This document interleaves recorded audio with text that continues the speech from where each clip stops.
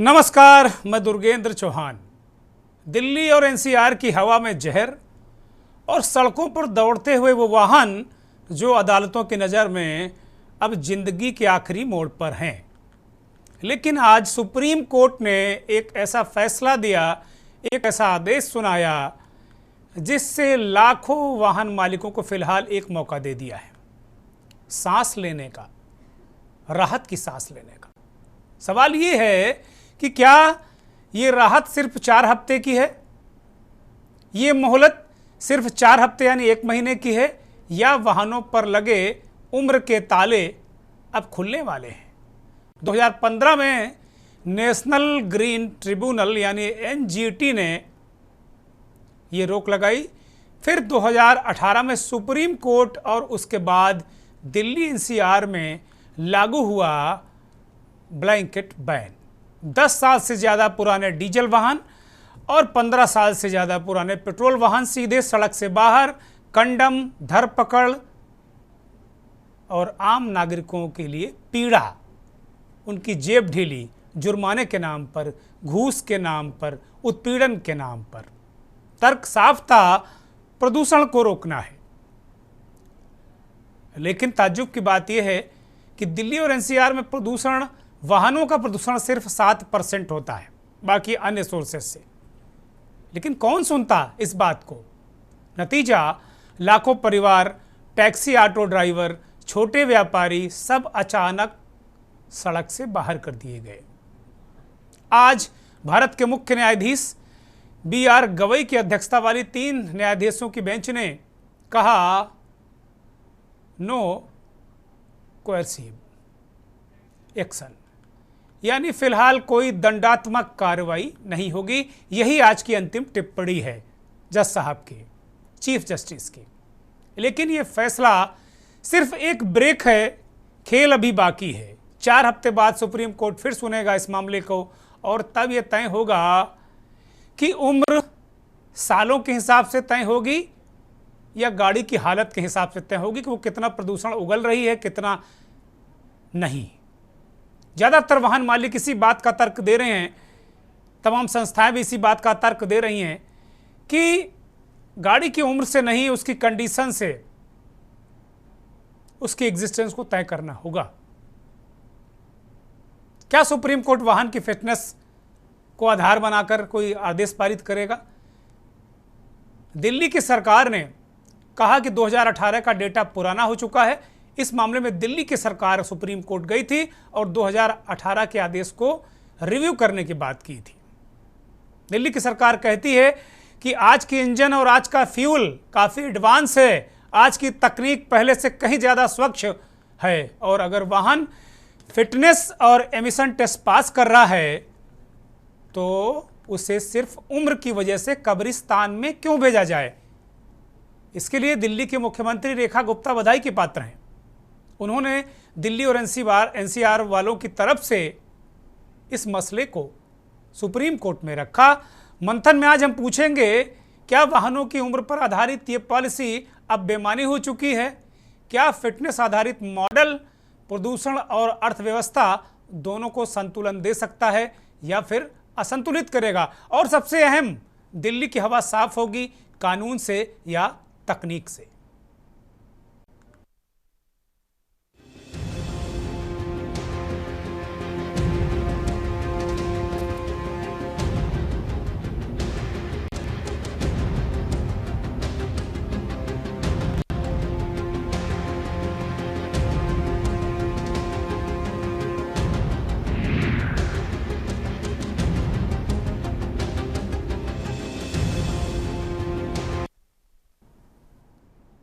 Delhi NCR में पुराने वाहनों को, पुरानी गाड़ियों को सुप्रीम ईंधन मिला है, यानी कि सुप्रीम कोर्ट ने थोड़ी राहत दी है, 4 हफ्ते की राहत दी है। बहुत सारे लोग जिनकी गाड़ियां खड़ी थी अब सोच रहे हैं कि चलो कुछ सर्विस वर्विस कराकर धो पोंछ कर 4 हफ्ते तो चला ली जाए। लेकिन अभी भी डर रहे हैं कि सड़क में जाएंगे तो जो कांस्टेबल है, जो दरोगा जी हैं, वो कहेंगे हमारे पास कोई लिखित आदेश नहीं है, हम नहीं मानेंगे, और वो 20,000 की रसीद काट देंगे। 5,000 एनजीटी में जमा करो, 2,000 वकील साहब को दो और 2 और 2,500 रुपया इसलिए कि वकील साहब ने जो कोर्ट से जो आदेश कराया है गाड़ी छोड़ने के लिए वो सेम डे पहुंच जाए और जो गाड़ी छोड़ने वाला एनजीटी या जो ट्रैफिक डिपार्टमेंट है उसका व्यक्ति वो 2,500, उसका कहीं हिसाब किताब नहीं, कोई पर्ची नहीं है, वो सुविधा शुल्क है, वो सेम डे आपकी गाड़ी छोड़ दे। ये सिर्फ गाड़ियों की कहानी नहीं है, ये जिंदगी, रोजगार और सांस लेने का पूरा मामला है। और ये पृष्ठभूमि क्या है, मामला क्या है? दरअसल 2015 में एनजीटी ने दिल्ली एनसीआर में 10 साल से ज़्यादा पुराने डीजल और 15 साल से ज़्यादा पुराने पेट्रोल वाहनों पर प्रतिबंध लगाने का आदेश दिया था। तो ये कदम उठाया गया था प्रदूषण को कम करने के लिए। 2018 में सुप्रीम कोर्ट ने इस आदेश को बरकरार रखते हुए कहा कि ऐसे वाहन एंड ऑफ लाइफ व्हीकल माने जाएंगे और इन्हें रद्द कर स्क्रैप किया जाएगा। 2024-25 में दिल्ली सरकार ने दावा किया कि इस जो बिना किसी शर्त के आम जनता, खासकर गरीब, मध्यम वर्ग और भारी वर्ग पर जो असर पड़ रहा है वो बहुत दिक्कत तलब है। दिल्ली सरकार ने इस बात को कहा। ये नई सरकार बनने के बाद जाहिर से है, जब नई सरकार बनती है तो शुरू हो जाते हैं अधिकारी, तो तमाम गाड़ियों को स्क्रैप किया गया, तमाम पेनल्टी की गई। एनसीआर में भी शुरू हो गए। अभी कुछ दिनों का एक मामला हाल का ही है जो मेरे संज्ञान में है कि अभी भी गाजियाबाद, नोएडा, मुजफ्फरनगर, मेरठ से लेकर जो उत्तर प्रदेश के 14 जिले और हरियाणा के 14 जिले और दिल्ली, इन सब में ये सब चल रहा है। पुलिस का कहर चल रहा है, एनजीटी का कहर चल रहा है, सारी चीज़ें चल रही हैं और वो आम आदमी की जेब पर पड़ रहा है फ़र्क। और लोग गालियाँ दे रहे हैं सरकार को, चाहे उत्तर प्रदेश की सरकार हो, चाहे हरियाणा की सरकार हो, चाहे दिल्ली की सरकार हो। तो कहीं ना कहीं सरकारों की राजनीतिक सेहत पर असर पड़ रहा है। और मुझे लगता है रेखा गुप्ता ने शायद इस बात को भांप लिया और इसीलिए वो दिल्ली के मुख्यमंत्री सुप्रीम कोर्ट गई, दिल्ली की सरकार सुप्रीम कोर्ट गई। तो गरीब जनता पर असर पड़ रहा है। रेखा गुप्ता ने कहा, दिल्ली सरकार का कहना था कि ये फैसला पुराना हो चुका है क्योंकि 2018 में जो मानक थे वो वैज्ञानिक डेटा के आधार पर फैसला हुआ था। हालात अब बहुत बदल चुके हैं। अब BS6 मानक और बेहतर इंजन टेक्नोलॉजी वाले वाहन उपलब्ध हैं। वाहनों में प्रदूषण का योगदान जो पहले मानक स्तर से काफ़ी कम है। अब ये याचिका किसने लगाई, क्या मांगा, ये दर्शकों के लिए बताना जरूरी है। दिल्ली सरकार याचिका करता है और रिव्यू पिटीशन की मांग की थी। बिना किसी शर्त के जो प्रतिबंध है उसको खत्म करने की बात की और कम से कम संशोधित किया जाए, ये बात कही थी पिटिशनर दिल्ली सरकार ने। वाहनों की उम्र के बजाय उनकी फिटनेस और प्रदूषण क्या रिपोर्ट के आधार पर उन पर निर्णय लिया जाए। फिटनेस पास वाहनों को चलने दिया जाए भले ही उनकी उम्र 10 साल या 15 साल से अधिक हो। अब CAQM क्या है? Commission for air quality management CAQM है और इसका डर दिखाकर जो लोग जो पेनल्टी करते हैं, जो अधिकारी इन्फोर्समेंट हैं, वो तुरंत एक शब्द उनकी जबान पर रटा है CAQM। आम आदमी समझ ही नहीं पाता ये क्या मसला है। तो इससे अध्ययन कराया जाए, इसी का हवाला देके लगातार लोगों का उत्पीड़न किया जा रहा है, ये कहा गया। सुप्रीम कोर्ट में सुनवाई 12 अगस्त 2025 यानी आज, और बेंच मुख्य न्यायाधीश BR गवई की अध्यक्षता वाली और न्यायमूर्ति विनोद चंद्रन और न्यायमूर्ति NV अंजारिया ने ये पूरे मसले को सुना है। कोर्ट ने माना कि यह पॉलिसी इशू है लेकिन जनता के हित को देखते हुए तत्काल राहत की जरूरत है। अदालत ने यह भी माना कि पुराने वाहन मालिकों पर अचानक कार्रवाई से कठिनाई बढ़ेगी, उनके आर्थिक स्तर पर असर पड़ेगा, उनके सामाजिक स्तर पर असर पड़ेगा। कोर्ट ने CAQM और केंद्र सरकार से भी वैज्ञानिक आधार पर एक रिपोर्ट मांग ली है कि भाई आप अध्ययन करो, केंद्र सरकार भी रिपोर्ट दे दे। सुप्रीम कोर्ट के आदेश से दिल्ली NCR में लाखों वाहन मालिकों को राहत मिली है। आज बहुत सारे लोग थोड़ा सा खुश हुए हैं जो पहले स्क्रैपिंग या जब्ती के डर से अपनी गाड़ियों को गैराज में रख चुके थे, मतलब अपने घर के गैराज में, या फिर वो कहीं गांव भेज चुके थे, या फिर वो औने पौने में बेच चुके थे। एक सज्जन कह रहे थे कि 48 लाख की कोई बहुत महंगी कार 4 लाख में उन्हें बेचनी पड़ी। अब संभावित नई पॉलिसी क्या हो सकती है? अगर CAQM की रिपोर्ट में फिटनेस आधारित सिस्टम की सिफारिश होती है तो बिना किसी शर्त के गाड़ियों के प्रतिबंध में बदलाव हो सकता है और पर्यावरण और कानूनी संतुलन जो होगा उसमें अदालत कोशिश कर रही है कि प्रदूषण नियंत्रण और जनता की सुविधा दोनों के बीच संतुलन बनाया जाए, ऐसी उम्मीद है। तो कुल मिलाकर जो हम यही कह सकते हैं आज इस कार्यक्रम के माध्यम से कि पुराने वाहनों को सुप्रीम ईंधन मिला है, सुप्रीम कोर्ट की तरफ से राहत मिली है। दिल्ली के परिवहन मंत्री इस पर क्या बोले, इस आदेश पर, उसे सुनिए। आज माननीय सुप्रीम कोर्ट ने एंड ऑफ लाइफ व्हीकल्स को लेकर एक बहुत बड़ी राहत दिल्ली के लोगों को और एनसीआर के लोगों को दी है। दिल्ली सरकार ने माननीय सुप्रीम कोर्ट के आगे एक दरख्वास्त रखी कि जो एंड ऑफ लाइफ व्हीकल्स हैं ये अपनी उम्र से ना देखे जाएं, बल्कि ये कितने किलोमीटर चले हैं इनका पोल्यूशन मापना पैमाना होना चाहिए, इनको बैन करने का, इनकी एंड ऑफ लाइफ मानने का, ना कि उम्र, ना कि एज ऑफ व्हीकल। आज माननीय सुप्रीम कोर्ट ने इसको सुनते हुए एक बार इसकी राहत देते हुए नो करेसिव एक्शन, किसी भी तरीके की 10 साल की डीजल की गाड़ी और 15 साल की पेट्रोल की गाड़ी को उठाया नहीं जाएगा, वो सुरक्षित रहेंगे, अगली तारीख तक इसके ऊपर राहत, बड़ी राहत दी है। दिल्ली की माननीय मुख्यमंत्री रेखा गुप्ता जी दिल्ली के लोगों के लिए इस लड़ाई को लड़ रही थी। मैं धन्यवाद करता हूं अपनी माननीय मुख्यमंत्री जी का, और मैं धन्यवाद करता हूं माननीय सुप्रीम कोर्ट का, जिन्होंने इस भावना को समझा कि उम्र के लिहाज से व्हीकल बैन नहीं होना चाहिए, बल्कि पोल्यूशन के लिहाज से होना चाहिए, और अभी इसके अंदर फौरी तौर पर यह राहत दी है। मुझे उम्मीद है आने वाले दिनों में हम अपना केस जस्टिफाई कर पाएंगे और दिल्ली को जहां पोल्यूशन से राहत देंगे, वहीं उनकी 10 साल और 15 साल की गाड़ियां जो उनको बहुत प्यारी थी उसको भी बचाने में हम राहत दिलाने में कामयाब होंगे। मैं फिर से माननीय सुप्रीम कोर्ट का बहुत बहुत धन्यवाद करता हूं।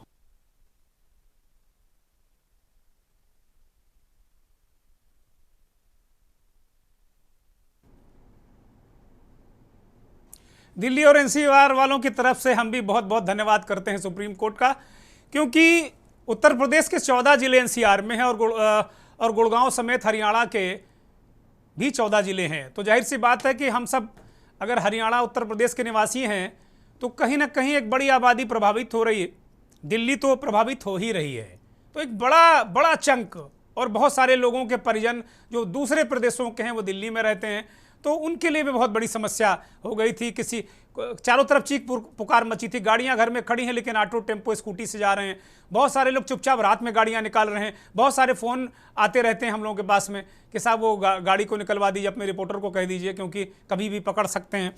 तो इस तरीके की चीज़ें, और उत्पीड़न भी इससे बहुत बड़ा था, बहुत ज़्यादा उत्पीड़न हुआ था। दिल्ली के जो सीनियर सिटीजन थे उन्होंने पानी पी पी कर कोसा, और सबसे ज़्यादा गालियाँ मिली सरकारों को, खासतौर पर दिल्ली सरकार को। लेकिन दिल्ली सरकार ने बेहतरीन काम किया है।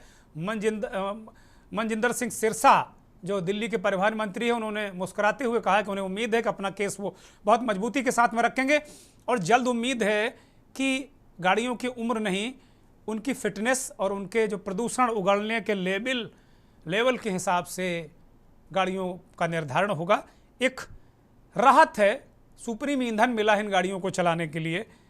हो सकता है अभी भी लोग हालांकि डर रहे हैं। मनजिंदर सिंह सिरसा का बयान है।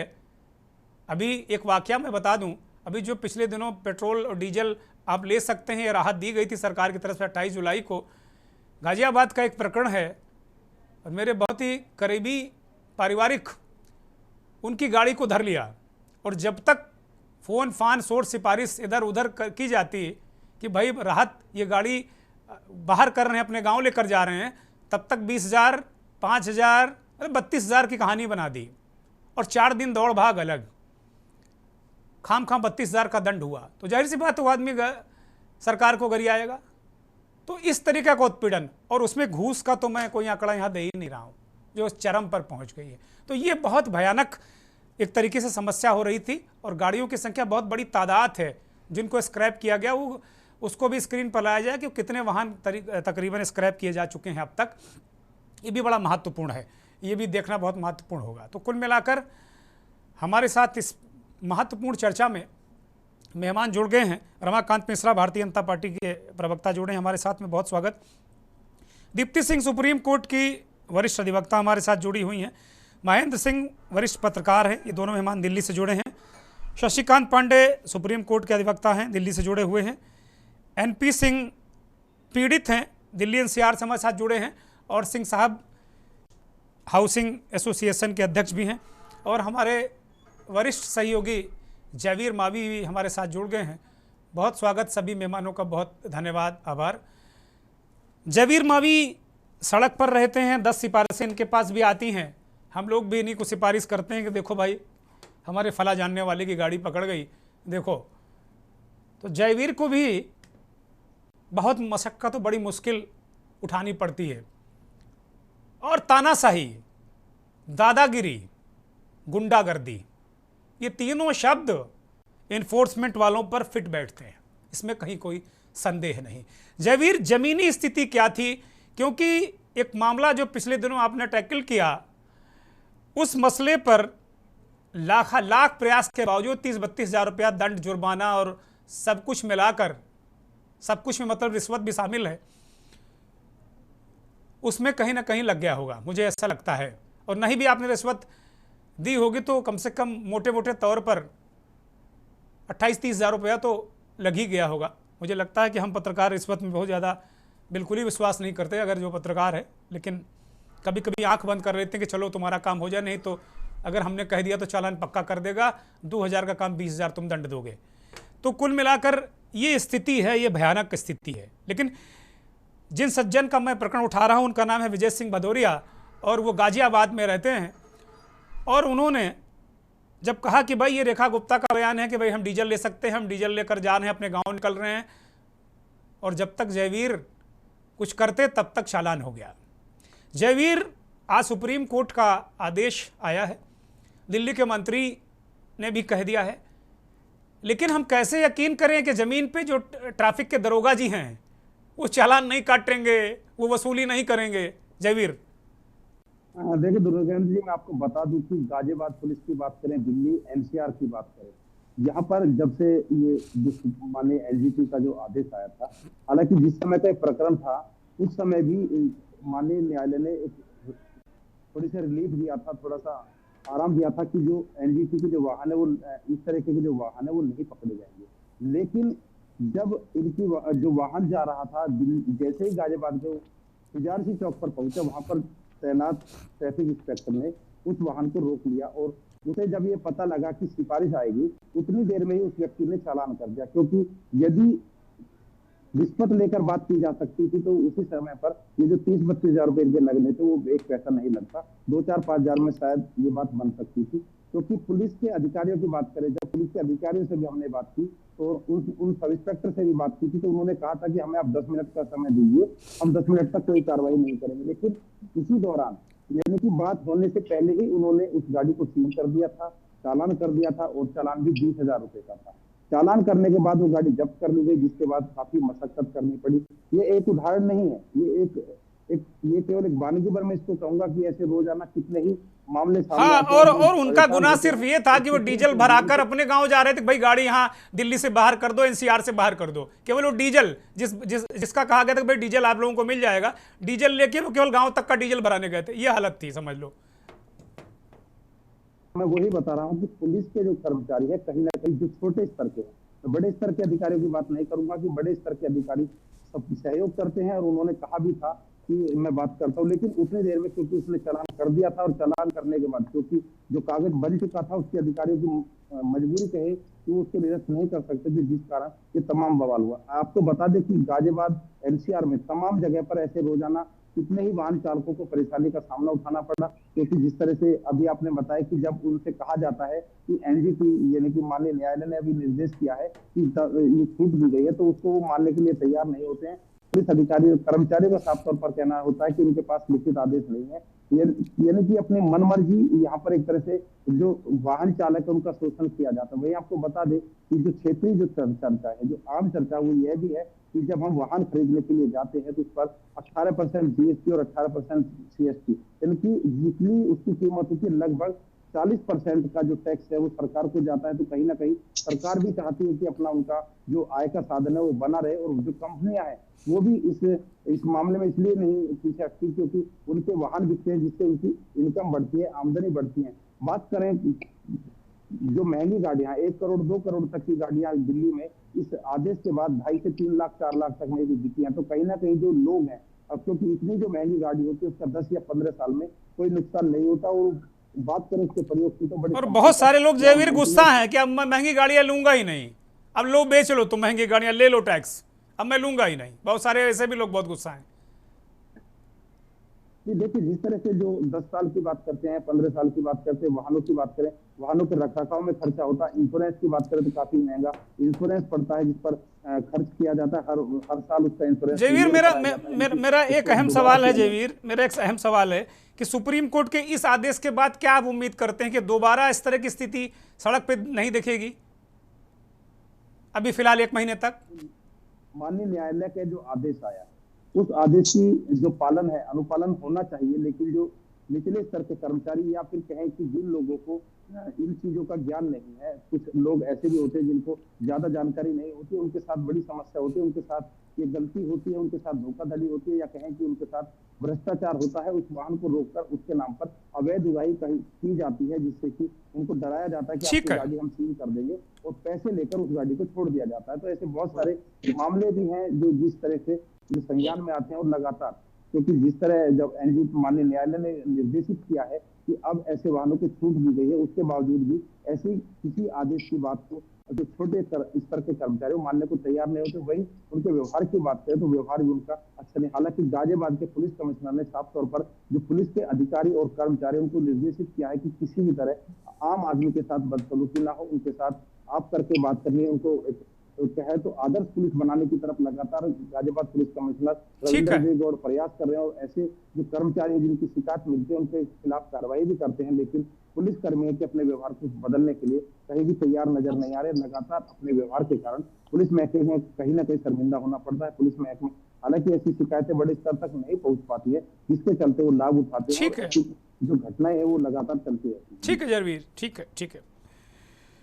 दीप्ति सिंह वरिष्ठ अधिवक्ता है सुप्रीम कोर्ट की। दीप्ति जी, इस प्रकरण को आप पूरी तरह कैसे देखती हैं? एक दिल्ली एनसीआर में रहने वाली एक नागरिक के रूप में, सुप्रीम कोर्ट की वरिष्ठ अधिवक्ता के रूप में कैसे देखती हैं इसको? मतलब दोनों भूमिकाओं को रखते हुए जरा हमारे दर्शकों को बताइए कि अगर कोई व्यक्ति, सुप्रीम कोर्ट का आज आदेश है कि भाई 1 महीने तक 4 हफ्ते तक किसी को परेशान न किया जाए, और सुप्रीम कोर्ट का आदेश मंत्री जी की बाइट अपने मोबाइल पर उसको दिखाता है तो 2 मिनट में फिर उसका चालान हो जाता है, ऐसे लोगों से कैसे निपटा जाए सड़क पे?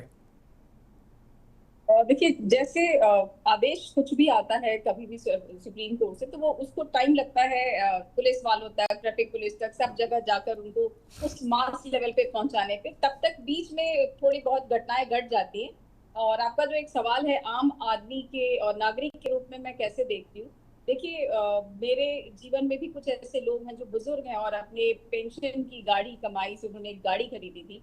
उनकी रिटायरमेंट को भी 15-20 साल हो गए, और अब क्योंकि उनकी उम्र करीब 70, 75, 80 ऐसे उम्र में आ जाने के बाद उनको लोन नहीं मिलता। मैं आपको एक नजरिया बताती हूँ, एक लोन उनको नहीं मिलता, वो ईएमआई नहीं पे कर सकते, वो नई गाड़ी अफोर्ड नहीं कर सकते क्योंकि उनके पास इतनी सेविंग नहीं होती। अब एक बुजुर्ग को जो एक स्ट्रेटा में थे, एक सामाजिक उनका स्तर था, पति पत्नी मिलकर सब बाजार जाते थे, सब्जी लाते थे, कोई सामान लाए, अब उनकी हालत ऐसी हो गई कि बाहर निकलेंगे तो पुलिस गाड़ी पकड़ लेगी और पेट्रोल नहीं भरने देंगे। जब बीच में ये आया था कि जिन भी गाड़ियों का 10 साल 15 साल हो गया उनको पेट्रोल डीजल नहीं मिलेगा, ऐसे कंडीशन में आप उन बुजुर्गों की हालत समझिए, या वैसे ही नए बैंकेबल क्लास की बात, पेट्रोल डीजल दे के पकड़ रहे हैं दीप्ति जी, पेट्रोल डीजल तो दे रहे हैं, अगले चौराहे पे दरोगा जी पकड़ ले रहे हैं, 32,000 दे रहे हैं। अभी जो प्रकरण विजय सिंह भदौरिया का बताया मैंने, इसी तरीके का प्रकरण है जी।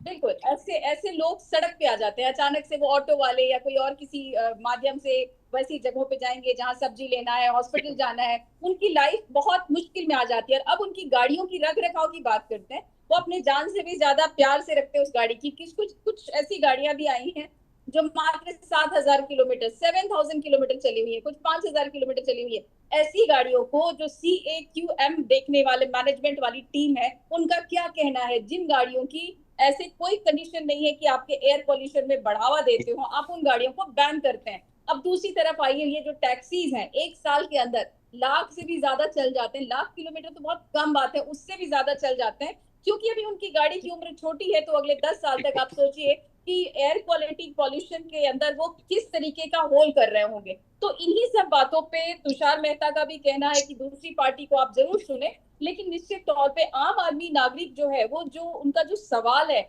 उसका जवाब आपके सरकार के पास भी नहीं है, और सुप्रीम कोर्ट भी पिछली बार चुप्पी लगा बैठी थी, जिसकी वजह से जिस तरीके से मनमाना बोले आप करें, पुलिस बहुत वालों ने उत्पीड़न हुआ बहुत दीप्ति जी, मनमानी बहुत चला। उत्पीड़न हुआ लोगों का, बहुत उत्पीड़न हुआ। इतने चालान जो हम लोग नॉर्मली कोर्ट्स में देखते हैं वो विवादों का विषय बन गया कि इतने मोटे मोटे चालान भरे तो कैसे भरे।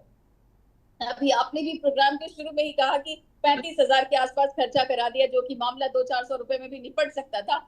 हम जब भी कोई कानून को टाइट करते हैं तो एक ऐसा पहलू जरूर होता है, एक ऐसा महकमा जरूर होता है जो उसका पूरा बेनिफिट उठाता है, और पुलिस वालों का, ट्रैफिक पुलिस वालों का इस दौरान समझिए चांदी कटा है। और इतना कि आम आदमी त्राही त्राही मच गया, लोग छिपा छिपा कर गाड़ी रखने लग गए, छिपा कर। तो मैं ऐसे समझ रही हूँ कि ये त्राही त्राही मचे हुए थे सारी जगह, अब कहीं जाकर थोड़ी राहत दिख रही है, क्योंकि अब ये जो सीएम साहिबा है इनको थोड़ा लंबा चलना है, और ये पहली बार बीजेपी की सरकार कई सालों बाद आई है, तो मुझे लगता है पूरा बेनिफिट भी ये लेना चाहेंगे, और मिलेगा भी इनको। किस तरीके से लोगों का आशीर्वाद ले रही हैं, और जितने लोगों को लग रहा था कि उनकी गाड़ियां कटवा दी जाएंगी या उनको गांव भेजना पड़ेगा या हटाना पड़ेगा, उनको थोड़ी राहत है। अब देखते हैं एक महीने के बाद अब किस तरीके के सीएम की मैनेजमेंट वाली जो टीम है अपना रिपोर्ट डालती है सुप्रीम कोर्ट में, और उसके बाद सुप्रीम कोर्ट का क्या नजरिया रहता है। बहरहाल ये बहुत आज का जो अहम मुद्दा था, इसमें आप समझिए 3 जजेस के बेंच ने इस तरीके के फैसले को सुना, और फैसला तो अभी नहीं कहेंगे, इंट्रीम थोड़ा सा राहत मिल गया है लोगों को। लेकिन आने वाले टाइम पे मुझे ऐसा लगता है कि सरकार के साथ साथ सुप्रीम कोर्ट को भी ये समझ में आएगा कि ब्लाइंड फोल्डेड आप कोई भी हंटर नहीं चला सकते। ये भारत देश है, इसमें कई चीजों को समझना पड़ेगा, यहाँ टैक्सेबल, नॉन टैक्सेबल, बैंक और लोन के लिए एलिजिबिलिटी, ये सारी चीजों को देखते हुए आप अपने देश की जनता को आप नीचे नहीं धकेल सकते। आपको आपके यहाँ बड़ी मुश्किल से कुछ लोग गाड़ी में सेफली जा रहे हैं, आप उनको सड़कों पे उतार के कुत्ते बिल्लियों की तरह, जानवरों की तरह मरने के लिए नहीं छोड़ सकते। तो ये सारी चीजें देखने वाली हैं, और ये पहलुओं पे जरूर सोचा जाएगा। मुझे नहीं लगता कि सुप्रीम कोर्ट में बैठे लोगों को ये सारी आम जनता की प्रॉब्लम के बारे में नहीं पता है। तो मैं दोनों ही नजरिए से देखती हूँ कि इनको बिल्कुल इस पे रोकथाम की जरूरत है, और अब गाड़ियों के जो एयर क्वालिटी मैनेजमेंट की टीम होगी उनका एक लेवल होगा कि ये पोल्यूशन क्रिएट कर रही है गाड़ियां, इनको बंद करो। रेंज उनका गाड़ियों के एज पे नहीं होना चाहिए, गाड़ियों की क्वालिटी मैनेजमेंट के ऊपर होना चाहिए कि किस तरीके से गाड़ी मेंटेन की गई है। ये अहम सवाल है। दीप्ति सिंह ने इस सवाल को उठाया है कि भाई एक टैक्सी नई आती है, 1 साल में 1 लाख से ज़्यादा किलोमीटर चल जाती, 10 साल में तो प्रदूषण जो वातावरण है उसकी ऐसी तैसी कर देती शुद्ध भाषा में। लेकिन एक गाड़ी पूरी ज़िंदगी में, कोई रिटायर अफसर हैं वो 7,000 चलाते हैं, 7,000 किलोमीटर चलाते हैं, उनकी गाड़ी कट जाती है, लेकिन वो 1 लाख वाली प्रदूषण फैलाती हुई गाड़ी नहीं कटती है। तो ये चीज़ें यहाँ नहीं चलेंगी, और सुप्रीम कोर्ट को भी इंसान की कीमत का एहसास करना होगा, क्योंकि इंसान से बड़ा कुछ भी नहीं है। एक ब्रेक ले रहे हैं। आप देख रहे हैं के न्यूज़, खबरों का सारथी।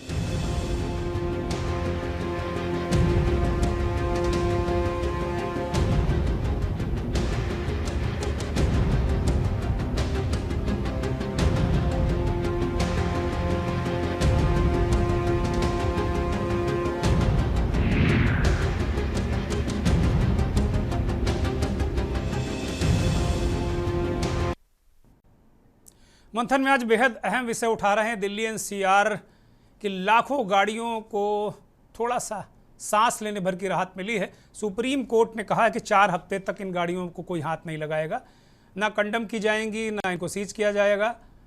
अगली सुनवाई के बाद कोई दिशा निर्देश सुप्रीम कोर्ट देगा। लाखों गाड़ी मालिक खौफ में थे, उन्हें थोड़ा सा सुप्रीम ईंधन मिल गया। इसी बात की हम चर्चा कर रहे हैं कि आधार क्या होना चाहिए, चीज़ें क्या होनी चाहिए। सुप्रीम कोर्ट को इंसान की कीमत, अभी दीप्ति सिंह वरिष्ठ अधिवक्ता सुप्रीम कोर्ट हमारे साथ जुड़ी हैं, उन्होंने कहा कि जो लोगों ने बड़ी मुश्किल से रिटायरमेंट पेंशन से गाड़ियां खरीदी थी, अब वो खौफ में हैं, ऑटो में धक्के खा रहे हैं, कहीं टक्कर लग रही, कहीं कुछ लग रहा। तो अपने नागरिक की कीमत समझना बहुत ज़रूरी है। सुप्रीम कोर्ट के अधिवक्ता शशिकांत पांडे भी हमारे साथ जुड़े हैं। शशिकांत पांडे, नागरिकों की कीमत, बहुत सारी चीज़ें, ये बेहद अहम ज़रूरी है। जेब ज़रूरी है, एक तमाम सामाजिक आर्थिक तमाम स्थितियाँ बहुत ज़रूरी हैं, लेकिन प्रदूषण भी बहुत बड़ी अहम समस्या है। इसको भी क्या केंद्र बिंदु में रखना चाहिए? जी नमस्कार। नमस्कार। मैं देखिए दिल्ली एनसीआर में या दिल्ली में ही नहीं, भारत के अनेक जो स्टेट हैं हर जगह पोल्यूशन क्वालिटी को लेकर सवाल उठते रहे हैं, और पोल्यूशन है भी। जब देखते हैं दिवाली के टाइम पे जब पटाखे जलाए जाते हैं तो कितने प्रदूषण दिल्ली में हो जाते हैं, सांस लेना लोगों के लिए बहुत मुश्किल हो जाता है। तो इसको लेके भी देखिए, गाड़ियों को बैन करने से ही पोल्यूशन कंट्रोल होगा, ये मैं नहीं कहूंगा। क्योंकि गाड़ियों क्या है, पहले 40 से 50 साल तक भी गाड़ियां चलती थी और अब भी पुरानी गाड़ियां चल रही हैं। तो ये पुराने गाड़ियों को बैन करने से वायु जो है, प्रदूषण जो है कंट्रोल हो जाएगा, जो ये मुझे नहीं लगता। जबकि सुप्रीम कोर्ट ने 2018 में सुप्रीम कोर्ट ने भी इसको बैन किया था, एनजीटी ने भी इसको बैन किया था। उसी को लेते हुए दिल्ली सरकार ने जो है मूव किया सुप्रीम कोर्ट कि इसको जो हटाया जाए। तो रिव्यू पिटीशन दाखिल है, तो ये लोगों को बहुत राहत मिली है कि इसको जो है बैन ना कर दिया, क्योंकि इससे लोगों को काफी परेशानियां होंगी। जैसे मैंने कहा कि जो बुजुर्ग हैं, जो 60, 70, 80 साल के लोग हैं, उनके क्या है कि उनको ईएमआई नहीं मिल पाता, लोन नहीं मिल पाता। ये बात बिल्कुल सही है कि वो उस कंडीशन में होते ही नहीं है कि वो पुरानी गाड़ियों छोड़ के नई गाड़ियां ले पाए। उनके पास इतना सोर्सेज, इतना पैसा कहाँ से आएगा कि वो नई गाड़ियां भी लें, पूरा ऊपर से ईएमआई भी दें। तो इसको लेके इसको बैन को हटाना बहुत जरूरी था। मैं आपको बताऊं, 1 जुलाई से पेट्रोल पंप पे स्टिकर लगा दिया था, कैमरा लगा दिया गया था कि जो भी पुरानी गाड़ियां आएंगी उसको स्कैन कर, नंबर प्लेट को स्कैन कर लिया जाएगा, तो उसके बिहाफ पे पुलिस जो है उसको फ्यूल देने से मना कर देगी। और कोई पेट्रोल पंप पे अगर किसी को फ्यूल दिया जाता है, उसके ऊपर दंडात्मक कार्रवाई होगी।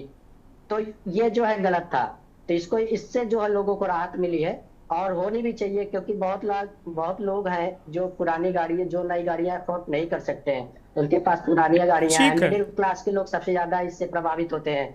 मिडिल क्लास सबसे ज्यादा प्रभावित होता है, क्योंकि सबके पास जरूरी नहीं है जो कम पैसा कर रहे हैं, मतलब महीने का 15-20 हजार सैलरी तनख्वाह पाते हैं, उनके पास वो कहाँ से पुरानी नई गाड़ियां मतलब बाई करेंगे। इसलिए जो उनके पास गाड़ियां हैं उसको लेके जो है उनको राहत मिली है, ये बहुत अच्छा बात है।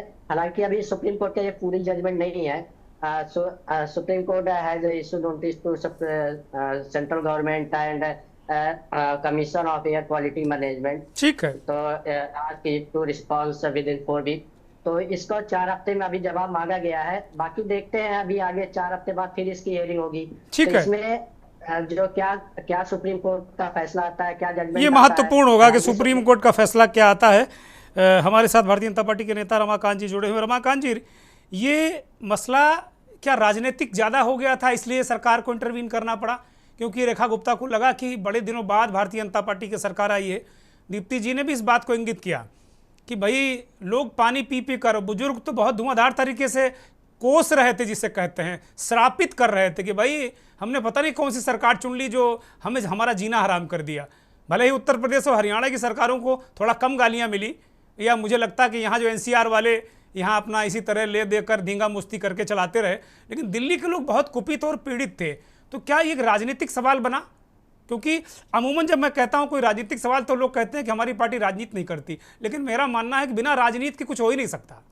ये मैं डिस्क्लेमर लगा दे रहा हूँ। रमाकांत जी, देखिए दुर्गेंद्र जी, यहाँ पर जो चर्चाएं हुई है बहुत ही महत्वपूर्ण विषय का, मुझे लगता है बहुत महत्वपूर्ण ऐसी बातें सामने आई है। जैसे दीप्ति जी ने भी जिक्र किया इस चीज का, जो पीड़ित थे उन्होंने भी इस बात का जिक्र किया। निश्चित बात है, चर्चा होनी चाहिए, और आपने बहुत अच्छा विषय रखा।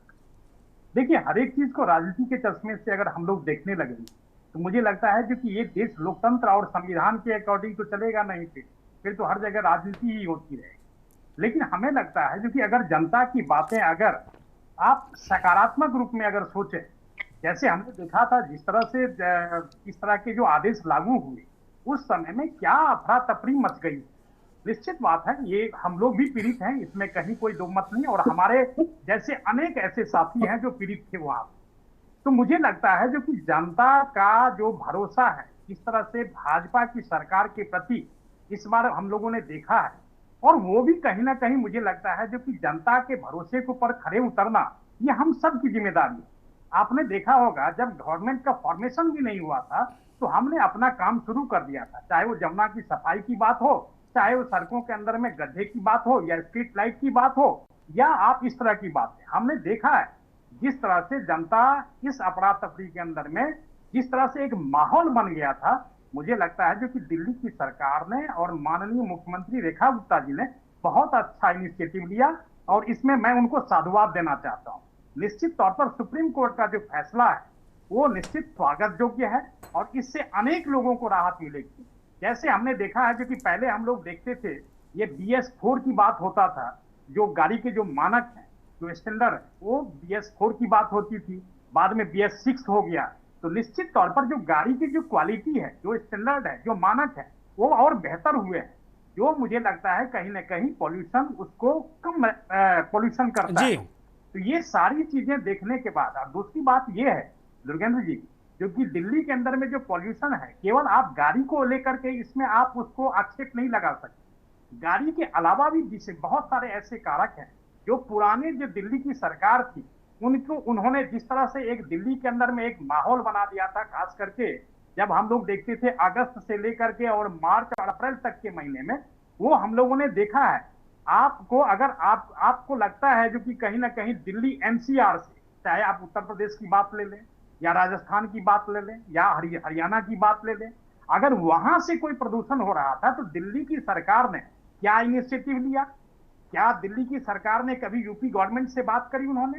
क्या हरियाणा सरकार से बात करी उन्होंने? क्या राजस्थान सरकार से बात की उन्होंने? नहीं बात किया, क्योंकि उनको पता था जो कि हम कुछ ऐसे प्रलोभन देकर के जनता को अपनी तरफ हम खींच करके लेकर के आएंगे। और तौर पर जिस तरह से दिल्ली सरकार ने 2 बार ऐसा मैंडेट पाया था जो मुझे लगता है जो कि अतुलनीय, और इस तरह से उन्होंने जनता के साथ जो धोखाधड़ी करी वो मुझे लगता है जो ये सबके सामने में, खास करके दिल्ली गवर्नमेंट जो अभी जो वर्तमान सरकार है, उन्होंने इस चीज को देखा है और जो जनता की जो समस्याएं हैं और जनता के अंदर में जिस तरह का ये बात हो गया था, जैसे दीप्ति जी ने एक बहुत अच्छा जिक्र किया। एक तो उन्होंने कहा जो एक टैक्सी है जो कुछ ही दिनों में 1 लाख किलोमीटर क्रॉस कर जाता है, और कुछ ऐसे होते हैं जो 7,000 से 8,000 किलोमीटर के का ही जो है उनका होता है, उसका डिस्टेंस होता है। तो ये सारी चीजें बहुत अच्छा चर्चा किया है और महत्वपूर्ण विषय भी सामने आए हैं। ठीक है, दिल्ली की सरकार बिल्कुल बहुत ही गंभीर है और दिल्ली की जनता के प्रति जो उनकी जिम्मेदारी है वो बखूबी जानती है। दिल्ली की जनता को कोई परेशानी ना हो। आपने दुर्गेंद्र जी एक चीज और इसमें ऐड करना चाहूंगा, चाहे वो आप देखेंगे स्कूल की फी को लेकर के हो, जैसे हमने विधानसभा के अंदर में हमने विधेयक लाया, ये सारी चीजें पुराने गवर्नमेंट को करनी चाहिए थी जो उन्होंने नहीं किया। ये आज की गवर्नमेंट है और निश्चित तौर पर जनता के प्रति गंभीर है और जनता निश्चित तौर पर इसका रिजल्ट भी देगी। ठीक बात है, ठीक बात। इस बार इस बीच हमारे साथ जाने माने वरिष्ठ पत्रकार हयात उमर साहब जुड़ गए हैं। बहुत स्वागत है हयात भाई। NP सिंह हाउसिंग एसोसिएशन के अध्यक्ष हैं दिल्ली NCR में और पीड़ित हैं। NP सिंह साहब, किस तरीके की समस्याएं लोग सामना कर रहे थे, किस तरीके का उत्पीड़न हो रहा था, और इस निर्णय पर आप क्या सोचते हैं, क्या देखते हैं?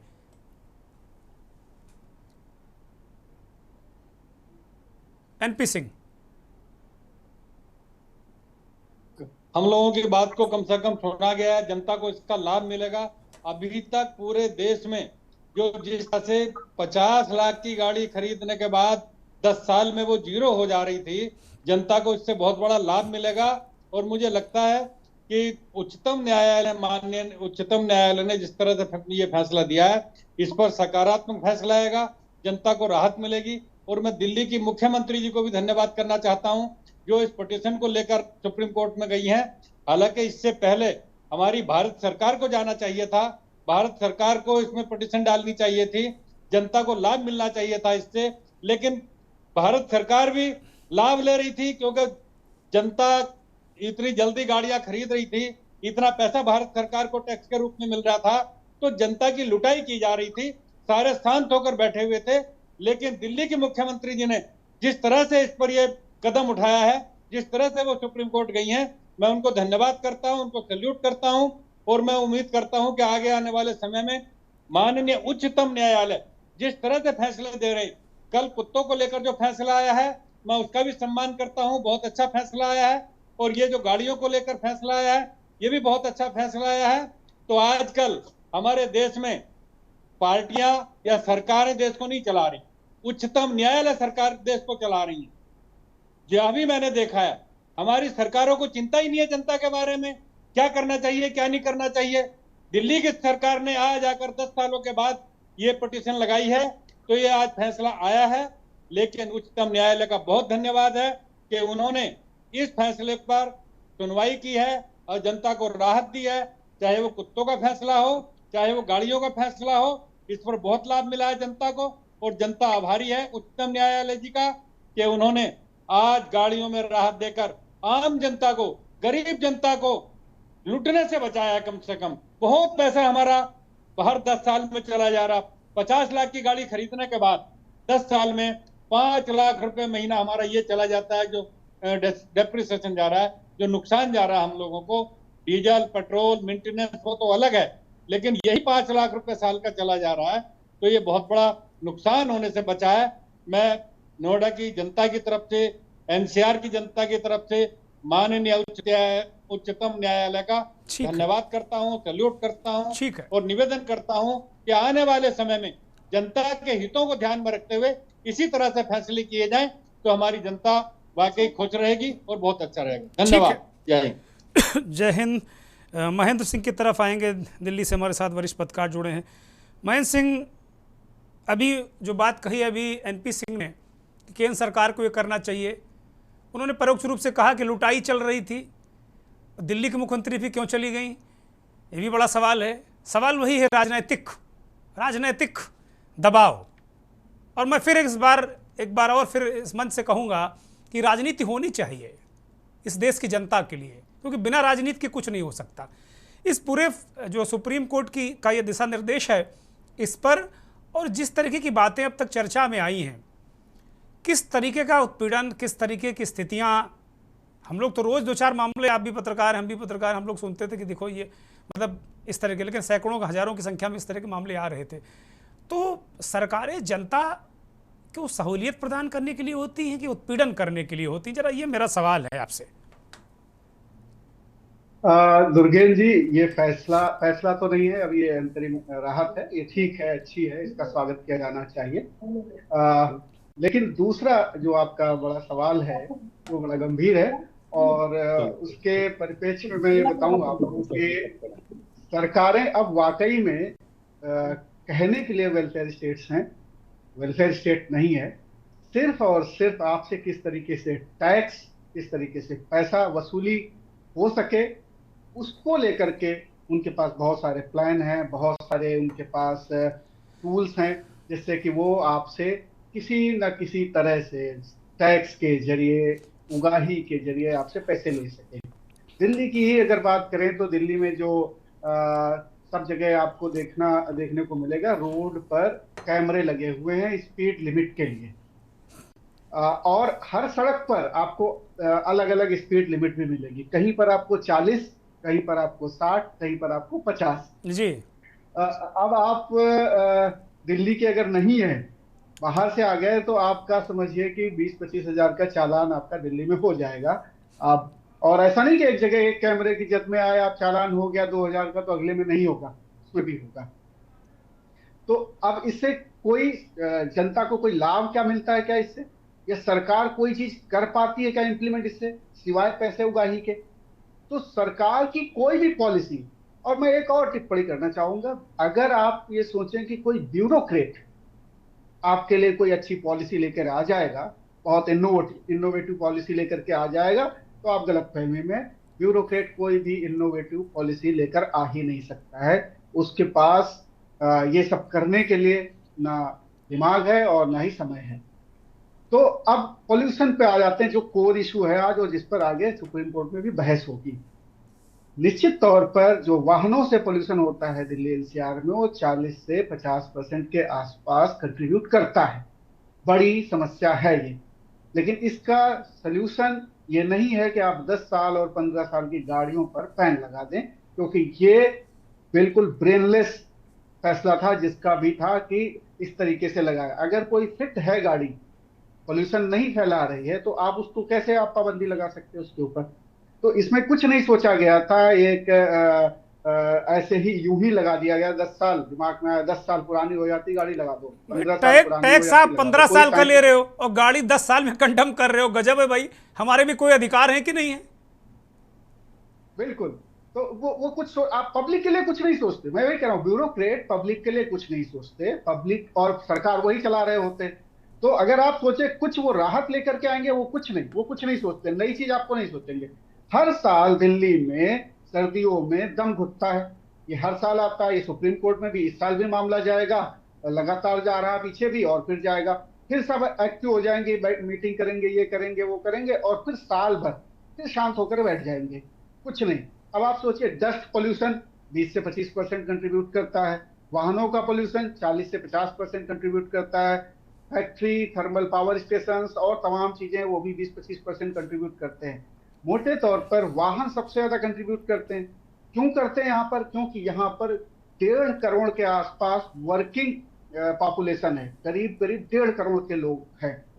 यहाँ पर आप पब्लिक ट्रांसपोर्ट का हाल ये देखिए, अगर आप बस में जाएं या मेट्रो में जाएं, कहीं पर भी जाएं, तो आपको एक के ऊपर एक खड़े होकर के जाना पड़ेगा। मेट्रो की राइडरशिप बहुत ज्यादा है, तो मेट्रो के फेरे जो है जितने ज्यादा होने चाहिए थे, जो कैपेसिटी होनी चाहिए थी, वो नहीं है। जरूरत यहाँ पर है कि 24/7 मेट्रो चले, 24/7 बसेस चले, पब्लिक ट्रांसपोर्ट इतना अच्छा हो कि ये जो 1.5 करोड़ वाहन हैं दिल्ली में, ये वाहनों से लोगों को जाना ना पड़े। ज्यादातर जो पोल्यूशन होता है वो दिल्ली जो लोग वाहनों से जाते हैं उसकी वजह से होता है। अगर उनकी संख्या इस तरीके से कम कर दी जाए कि आप घर से निकलते हैं और आपको पब्लिक ट्रांसपोर्ट बहुत अच्छे से आपको सीट पे बैठ के जाने को मिल जाए और वो सस्ता भी हो, तो आदमी अपनी गाड़ी लेके जाएगा ही नहीं। दिक्कत तो यहाँ पर ये है कि आप मेट्रो से भी जाना चाहें तो आपको धक्के लगेंगे, आपको इतनी ज्यादा, आपको मतलब मन नहीं करेगा कि आप मेट्रो में जाएं। जो लोग मजबूरी में जाते हैं, जो अपना वाहन नहीं अफोर्ड कर सकते हैं जाने आने का, इसलिए वो जाते हैं। बसों का भी यही हाल है। अभी बसें यहाँ कम से कम नहीं तो बहुत तेजी से बढ़ाने की जरूरत है बसों की संख्या, और वो भी ईवी बसें, लेकिन उनको भी बहुत धीमे धीमे बढ़ाया जा रहा है। तो जरूरत जिस चीज को है पॉल्यूशन को कम करने के लिए, जिन चीजों को इम्प्लीमेंट करने की, वो नहीं हो रही है। और यही वजह है कि ऊट पटांग के ये फैसले लिए जाते हैं दिखाने के लिए। इनको तानाशाही फैसले कहा जा सकता है कि जी वाहन जब्त कर लो, और फिर उगाही का वही सिलसिला जो सभी लोगों ने बताया, वो मैं रिपीट नहीं करना चाहता हूँ, वो बहुत सच्चाई है। डस्ट पोल्यूशन आप देखेंगे यहाँ दिल्ली में, डस्ट क्यों है भाई?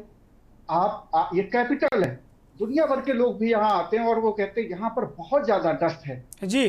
क्या उसके लिए कोई भी सरकार, और केंद्र सरकार कहती है देश की राजधानी है, केंद्र सरकार का ही सबसे ज्यादा यहाँ पर एनडीएमसी जो है सबसे ज्यादा धनाढ्य है। केंद्र सरकार का अर्बन डेवलपमेंट मिनिस्ट्री यहाँ पर डीडीए भी उन्हीं के पास है। केंद्र सरकार का मतलब बहुत बड़ा एक तरीके से यहाँ पर एक कहा जाए तो कंट्रीब्यूशन है हर एक चीज में। तो भाई आप डस्ट पे कंट्रोल क्यों नहीं कर पा रहे हैं? आप ट्रैफिक पे कंट्रोल क्यों नहीं कर पा रहे हैं? आप इंडस्ट्रियल वेस्ट पे कंट्रोल क्यों नहीं कर पा रहे हैं? आप यहाँ पर वाटर भी कंटामिनेटेड है, यहाँ पर पानी भी, यमुना आप देखें यहाँ पर देखने लायक नहीं है, वो भी वहां, यहाँ पर जो ट्रीटमेंट प्लांट हैं वो अपनी क्षमता से काम ही नहीं कर पाते। एक तरफ से पानी आता है, जब जांच हुई तो पता चला एक तरफ से पानी आ रहा है और वैसा ही पानी दूसरी तरफ से जा रहा है। महेंद्र सिंह कंप्लीट करें जी। तो मैं कह रहा हूं कि मेन जो कारण है, उन पे कॉजेज हैं, उन पर तो ध्यान ही नहीं है। बाकी तो ये सारी चीजें जो कर रहे हैं वो तो ठीक है, लोग प्रताड़ित हैं और होते रहेंगे। ठीक बात है। हयात उमर, महेंद्र सिंह ने कहा लोग प्रताड़ित हैं, होते रहेंगे, और अब ये तय हो गया कि सरकारें जनता के लिए कोई काम नहीं करती, और अगर सरकारें 1-2% सोचे भी तो ये ब्यूरोक्रेट करने नहीं देते, वो भी अपने जाल में फंसाए रहते हैं। और फिर किसी की पता चला किस्त विस्त लेके किसी कोई पुरानी 2 लाख की वो गाड़ी खरीद के लाया, लद गई, पता चला 32,000 रुपये उसी में चला गया। बात का जवाब देने से पहले मैं अपनी एक शिकायत यहाँ पे दर्ज करना चाहूंगा। जी। आपके पैनल में वकील हैं, पत्रकार हैं, जो पक्षपात हैं, जो सुप्रीम कोर्ट गए थे, गाड़ी के मालिक हैं, लेकिन इसमें एक भी डॉक्टर नहीं, एक भी अस्थमा का पेशेंट नहीं। मैं ध्यान रखूंगा। एक भी स्कूली बच्चा नहीं है। आपको शायद जान के ताज्जुब होगा कि दिल्ली विश्व के शीर्ष 20 वायु प्रदूषित शहरों में दूसरे नंबर पर आता है। ये हमारे सारे पैनलिस्ट अगर नहीं जानते तो शायद वो इसको सर्च कर सकते हैं, बता सकते हैं। और वायु गुणवत्ता का जो औसत स्तर है यहां पर वो 139 है, 139 है। दिल्ली गैस चैम्बर, लेकिन चूंकि हमारे यहाँ जागरूकता का अभाव है, प्रदूषण हमारे लिए ना कोई प्रत्यक्ष समस्या है ना कोई परोक्ष समस्या है। हम समझते ही नहीं कि प्रदूषण हमें कोई नुकसान भी पहुंचा रहा है, और खास करके वायु प्रदूषण, हम इस बात से बिल्कुल अवेयर ही नहीं है। ये कोई मुद्दा ही नहीं, न चुनावी मुद्दा है, न बातचीत का मुद्दा है, न सामाजिक मुद्दा है, न बहस का मुद्दा है। ये कोई मुद्दा ही नहीं है। और मीडिया का तो बिल्कुल मुद्दा नहीं है। वायु प्रदूषण, और हल्ला तब मचता है जब दिल्ली दिसंबर नवंबर में गैस चैम्बर बन जाती है, और तब दोष दिया जाता है साहब पराली जला रहे हैं पंजाब के किसान। तो पंजाब के किसान पराली जला रहे हैं, ये दोष है। लेकिन दिल्ली में 15 साल में 50 लाख पुरानी गाड़ियां प्रदूषण फैला रही हैं, वो कोई दोष नहीं। यहां पे बैठे सभी पैनलिस्टों को मैं ध्यान से सुन रहा था, सबकी राय थी कोई ब्लैंकेट बैन ना किया जाए, बिल्कुल बिल्कुल ब्लैंकेट बैन नहीं किया जाए। लेकिन आपको पता है कि क्या एक पुरानी गाड़ी को नए भारत 6 मानक के प्रदूषण स्तर पर लाने में कितना खर्च आएगा? ऑलमोस्ट वो नई गाड़ी के बराबर होगा। हमारी पुरानी गाड़ियों में जो टेक्नोलॉजी यूज हो रही है वो भारत स्टेज 4 तक के लिए भी पर्याप्त नहीं थी, भारत स्टेज 2 की थी। उसका भारत स्टेज 4 आया, भारत स्टेज 6 आ गई है। तो भारत स्टेज 6 के इक्विवेलेंट की गाड़ी की टेक्नोलॉजी की वजह से गाड़ियां 5 से 10 लाख रुपए महंगी हैं। आप 5 साल पुराने टेम्पो को, 5 साल पुरानी लारी को, 5 साल पुरानी मारुति कार को, 5 साल पुरानी एम्बेसडर को, 15 साल पुरानी, आप चाह रहे हैं कि वो नई टेक्नोलॉजी की गाड़ियों का मुकाबला करने लगेंगी और प्रदूषण नहीं फैलाएंगी। ये आप तर्क दे रहे हैं हम लोग यहां बैठ करके। क्या अगर ये इतना ही आसान होता तो कंपनियां टेक्नोलॉजी में, खास करके पॉल्यूशन रोकने की टेक्नोलॉजी में इतना इन्वेस्ट क्यों करती? सरकार सीएनजी पे इतना फोकस क्यों करती? हाइड्रोजन फ्यूल की खोज क्यों की जा रही होती? इलेक्ट्रिक वाहनों पे सब्सिडी क्यों दी जा रही है? समस्या हम समझ नहीं रहे। समस्या गाड़ियां नहीं है, समस्या प्रदूषण। गाड़ियां वजह हैं। दिल्ली में 11% स्कूल जाने वाले बच्चों में से 11% बच्चे अस्थमा से पीड़ित हैं। आप समझ सकते हैं संख्या कितनी बड़ी होगी। स्कूल जाने वाले स्कूली बच्चों में, क्योंकि वो सुबह सुबह जा रहे थे, उनको जब उसे साफ हवा मिलनी चाहिए होती तो दिल्ली की AQI लेवल सबसे खराब उस वक्त होता है। और हम जब बच्चे बीमार हो तो डॉक्टर को दिखा लेंगे, पैसा खर्च कर देंगे, अस्पताल दौड़ लेंगे, उसके स्वास्थ्य पर, उसकी उत्पादकता पर, सब चीज पे असर पड़ रहा है। लेकिन हम अपनी पुरानी गाड़ी का मोह छोड़ने को तैयार नहीं है। जो गाड़ी रखने वाले लोग हैं वो कैपेबल लोग हैं। ये आपकी बात बिल्कुल सही है, एक पैनलिस्ट की राय है कि सार्वजनिक वाहनों की, सार्वजनिक यातायात की, सार्वजनिक गाड़ियों की संख्या बढ़ाई जानी चाहिए, मेट्रो का और विस्तार होना चाहिए, ये सब चीजें होनी चाहिए। इसमें कोई दो राय नहीं कि आदमी को अपने कार्यस्थल पे पहुंचना है, उसको तो कोई ना कोई साधन चाहिए होगा, ठीक है। लेकिन स्थिति क्या है कि 2-2 घंटे जाम लग रहा है। इडिल गाड़ियों से निकलने वाला धुआं, आपका तो शीशा बंद है तो आप गाड़ी में बैठे हैं, सुरक्षित हैं, आपने गाड़ी में एयर प्यूरिफायर भी लगा रखा है, एयर कंडीशनर भी लगा रखा है, लेकिन जो पैदल चल रहा है, जो दोपहिया वाहन से चल रहा है, जो सार्वजनिक वाहन से चल रहा है, वो कहां जाए? बड़ा सवाल है, बड़ा सवाल है, बड़ा सवाल है। फटाक से बहुत जल्दी से मैं इसका जवाब ले लेता हूँ। रमाकांत जी जल्दी से बताइए, भाई वो कहाँ जाए? हयात उमर ने बिल्कुल इस चर्चा को यू टर्न दे दिया, बिल्कुल अलग तरीके से।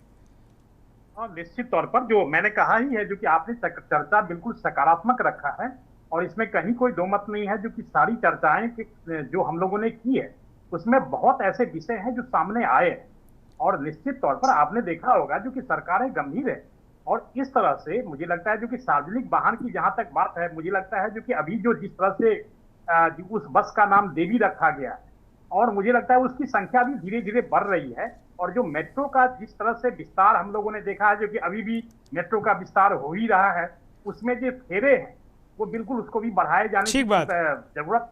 निश्चित तौर पर सारी सलाहें बहुत अच्छी है और इस चर्चा को भी बिल्कुल सकारात्मक कहना चाहिए और दिल्ली सरकार गंभीर है, खास करके जनता के जो भी विषय है उसके प्रति गंभीर है। ये हमने सबने देखा है। थैंक यू, धन्यवाद। महेंद्र सिंह, अंतिम टिप्पणी जल्दी से, कुछ कहना चाह रहे हैं आप?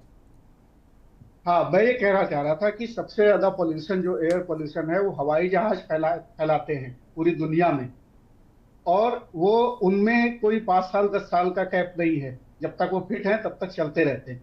मेरा सवाल ये है कि किसी भी व्यक्ति ने जो अपनी पूंजी से टैक्स पेयर्स है उसने कोई गाड़ी खरीदी तो पूरा बर्डन पोल्यूशन का उसी के ऊपर क्यों डाला जाए? आप क्रेडिट दीजिए, नई गाड़ी में आप पुरानी गाड़ी का एडजस्टमेंट करिए, वो नई गाड़ी खरीद लेगा जो मार्केट वैल्यू है। आप कुछ क्रेडिट दीजिए, सारी जिम्मेदारी आप पब्लिक के ऊपर डाल देंगे। वो टैक्स देता, आरटीओ देता, फिटनेस देता। आपकी टेक्नोलॉजी बढ़ रही है, उसकी क्या दिक्कत है भाई? टेक्नोलॉजी अगर आपकी बढ़ रही है, अपग्रेड हो रही हर साल, तो हर साल तो गाड़ी नहीं खरीद सकता कोई। आज अभी जो टेक्नोलॉजी है, कल को फैसला ये आ सकता है कि सारे लोग बैटरी वाली गाड़ी लें, तो अभी जो BS6 वाले हैं वो ताहिमाम मचा देंगे, वो कहाँ जाएंगे फिर? इसका कोई लॉजिक नहीं है। लॉजिक ये है कि आप पॉल्यूशन को कंट्रोल करिए, उसके लिए पब्लिक ट्रांसपोर्ट बढ़ाइए और जो ऑड एंड इवन लागू करते हैं उसके पहले पब्लिक ट्रांसपोर्ट दुरुस्त कीजिए। कोई गाड़ी नहीं ले जाएगा, किसी को गाड़ी ले जाने की कोई जरूरत नहीं होती है। और पुरानी गाड़ी वैसे भी बहुत कम लोग चलाते हैं, जिनके पास अफोर्डेबिलिटी नहीं है उन्हीं के पास 15 साल पहले पुरानी गाड़ी होती है जो कभी साल में 6 महीने में एक बार निकालते हैं। प्रॉब्लम उन वाहनों से है ही नहीं, प्रॉब्लम दूसरी है, उसको एड्रेस करने की जरूरत है। ठीक है शशिकांत, अगर देखा जाए तो आप क्या देख रहे हैं, सुप्रीम कोर्ट जो मुद्दे इस चर्चा में उठे हैं उनकी ओर क्या सुप्रीम कोर्ट जाएगा? मुझे लगता है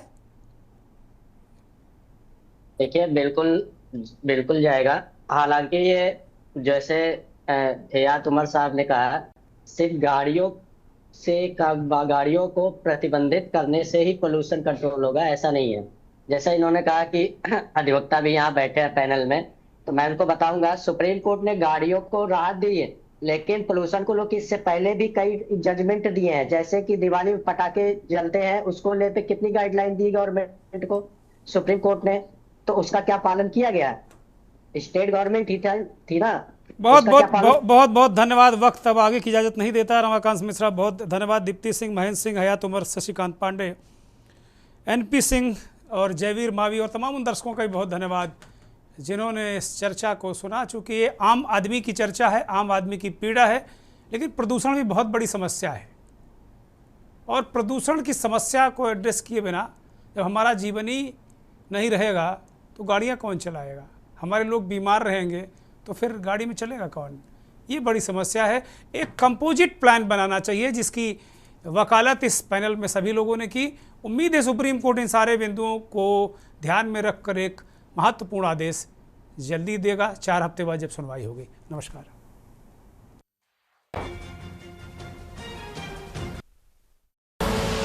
आप देख रहे हैं के न्यूज़, खबरों का